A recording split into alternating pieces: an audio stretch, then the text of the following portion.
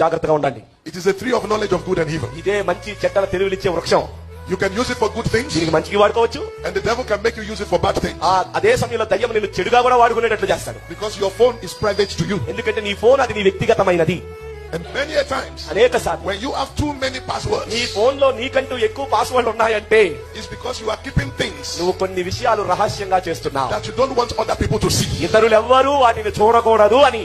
Going into sites ఎందుకంటే మీరు sites లోకి వెళ్తున్నారు, that are not healthy for you. అవి నీకు ఆరోగ్యమైనవి కాదు, ఉపయోగకరమైనవి కాదు. If you like to keep your eye on pornography, ఒకవేళ దాన్ని ఏమంటారు, అశ్లీల చిత్రాలు, దృశ్యాల వైపు కనుక నీ చూపు ఉంటే it will eventually destroy you. నిన్ను నాశనానికి గురి చేసేది అది. You see, Satan to you everything you have watched. నువ్వు కళ్ళ తెరిచి చూసిన ప్రతి దృశ్యాన్ని కళ్ళు మూసి నిద్రపోయాక form of a dream. వారి లోపల మరో కళ్ళు తెరుస్తాడు, అప్పుడు తెస్తాడు ఇవన్నీ నీ కళ్ళ ముందుకి. And from there you become a slave to immorality. అప్పటి నుండి నీవు మంచి మర్యాదలు లేనటువంటి నీతి కార్యాలు లేనటువంటి చెడ్డవాడిగా మారిపోతావు. You will never be